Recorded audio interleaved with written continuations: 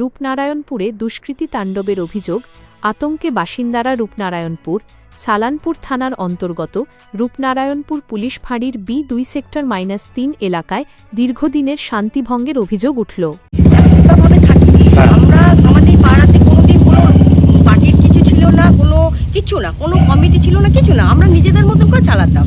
আপনি নিশ্চয়ই জানেন এখানে বন্ধ হয়ে গেছিল লাইট জল, আমরা সব নিজেরা এসে সমস্যা করেছি। কিন্তু হঠাৎ এই পার্টি বদলে আমাদের কিচ্ছু আসে যায় না।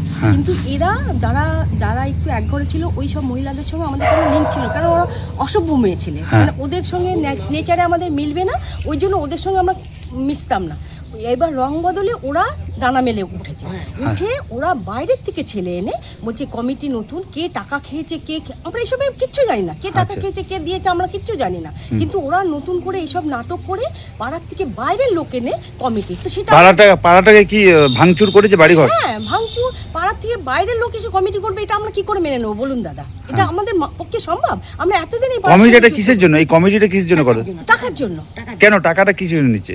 জলের জন্য। আমরা আমাদের নিজস্ব আমরা একটা কূপ খুঁড়েছি, তো সেটা হচ্ছে ফান্ডিং করতে হয়, তো তেলের জন্য ওটা পাম্প চলে, তো তার জন্য একটা মিনিমাম একটা সবাইকার ক্ষেত্রে এমন নেওয়া হয়। কিন্তু এরা হচ্ছে বেশি নেবো, তো আমরা নিজেদের মানে আয়াস করা। এখানে কতজন বাসিন্দা রয়েছেন আপনার এই কমিটির? কতগুলো ঘর? 8টা ঘর আছে। 8টা ঘর মিলে কমিটি? 8টা ব্লক আছে। ব্লকের মধ্যে সব ব্লক থাকে না, কিছু কিছু লোক ছেড়ে চলে গেছে, সেই সব ঘরগুলোকে তালা ভেঙে বাইরের লোক এবার হাসিপাড়ির গুন্ডা এনে বলেছে আমরা সব নোংরা লোক ঢোকাবো।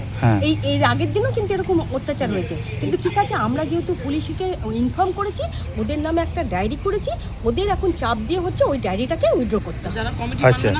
যারা এই কমিটিতে মানবে না তাদেরকে ঘর থেকে বার করে দেবো, আর সেই সব ফ্যামিলিতে মেয়েদের ওপর অত্যাচার হবে। এরকম নোংরা কালকে কথা বলেছে। আর এরা যারা করেছে তারা কি বিজেপি আশ্রিত? হ্যাঁ, তাছাড়া কি বলবো দাদা, তাছাড়া কি বলবো? এই বিজেপি আশ্রিত না হলে যারা করাচ্ছে তারাও বিজেপির লোক, যাদেরকে এনে পড়াচ্ছে সবই ওরা করছে। আমরা এসব আপনারাও বিজেপি করেন? হ্যাঁ, কি করব, আমরা তো করি, মুখ বন্ধ করে করি। আমাদের জন্য তো আমাদের কিছু পার্টির কিছু না, আমরা চাই পাড়াটাতে একটু শান্তি, আর কিচ্ছু না। আমরাও তো বাচ্চা বয়স্ক লোক, তারা ওষুধ খায়, কিন্তু রোজ রাত্রির এরকম জানো, রাত্রির ঘুম হচ্ছে না, সব অসুস্থ হয়ে যাচ্ছে আমরা। কালকে যা অত্যাচার হয়েছে সেটা কিন্তু মেনে নেওয়ার মতন না। আমরা যদি আপনাদের মহিলাদের উপর অত্যাচার হয়েছে, গালাগালি করেছে, হ্যাঁ, গায়ে হাত দেন এটা, কিন্তু ওই যে আমরা এসে তো ওকে গালাগালি করছে, পারলে একে মারতে যায়। এই ছেলেরা, ওর হাজবেন্ড ছিল না, ওকে মানে বাচ্চারা সমেত এখানে কাঁদছে, সে বলছে না কুমিরের নাকি আশু বাহাচ্ছে, এইসব বলছে। স্থানীয় হিন্দুস্তান কেবলসের কোয়ার্টার এলাকায় প্রায় 40 বছর ধরে বসবাসকারী বাসিন্দাদের দাবি, বিগত 1 মাস ধরে এলাকারই কয়েকজন বাসিন্দা এবং বহিরাগত দুষ্কৃতীরা মিলে অশান্তি সৃষ্টি করছে। রাত্রে আমি বাড়িতে ছিলাম না, আমাকে দিনের বেলায় MLA অফিসে ডাকা হয় ফোন করে। এক দুষ্কৃত, তার নাম আমি ঠিক জানি না, মোবাইল নম্বর আছে, ওই রুমা মাঝি, শুক্লা মাঝি, ওনাদের পার্জেন্টে আমাকে ফোন নম্বর ওনাকে দিল। ঠিক দেবাশিস কি নাম ঠিক আমি বলতে পারছি না, ডেকে আমাকে যেমন তা ব্যবহার করলো, র্যাঙ্কটো করে দেবো, এই করে দেবো।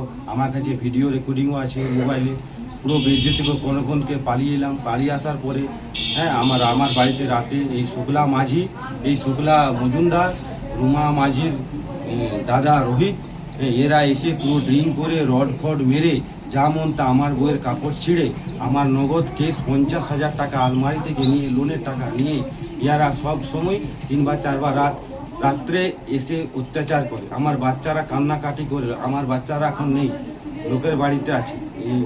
তারপরে কি করলো, বলছে হ্যাঁ তোর বইয়ের গান মেরে দেবো, মাদার চোর তাপস কোথায় আছিস, আমি ভয়ে এসে যখন পাড়ায় ঢুকছি, দেখছি আমার ঘরে লোক ঢুকছে, আমি ওই পাশের জঙ্গলে লুকিয়েছিলাম।